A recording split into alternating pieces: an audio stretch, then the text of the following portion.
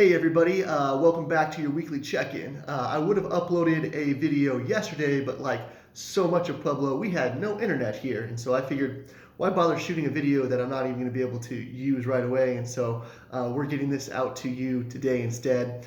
4 things for us in this weekly check-in. Hey, number 1, wanted to say a big thank you to Mr. Michael DePalma for filling the pulpit for me this last Sunday, going through Mark chapter 4, a long text, in many ways a challenging text, and did a fantastic job. So when you see him, tell him thank you. If you haven't listened to the sermon, go back and listen to it. And very excited to have him and to be watching him grow that skill set. It's a great gift to the church.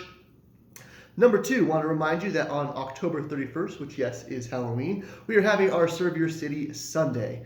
Again, anytime there's a 5th Sunday in a month, we go out, do a community service project rather than a traditional worship service. So everyone's going to meet here at the building at 10 a.m. as usual.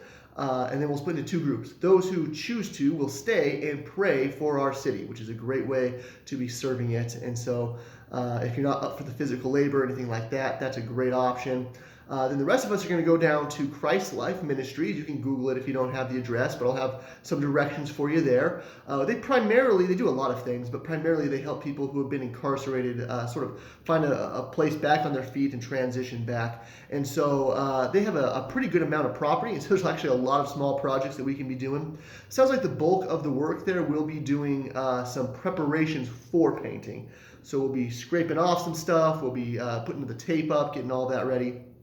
But it does depend on how many people show up and what the weather's like too, and how many people are available. So if you have gloves, make sure you bring those. If you have like the painting scrapers, bring those. He said too, like, hey, if you've got good power tools, just go ahead and bring them, because there might be some smaller projects that he can assign you to. So whatever tools you have, just go ahead and bring them, and then kind of depending on who shows up, we'll kind of divvy up the projects from there. So hopefully that's good enough and clear enough. And again, if you're not up for that physical labor, you can stay for that prayer part. So there's no reason why every single one of us can't be a part of this Serve Your City Sunday. And then third, we do have another project that we're kind of doing on the side here.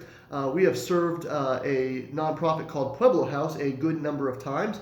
They do a lot of things. They have a radio station and some education classes, art classes, but where they got started was they took these old buildings and they turned them into essentially youth centers out on the east side.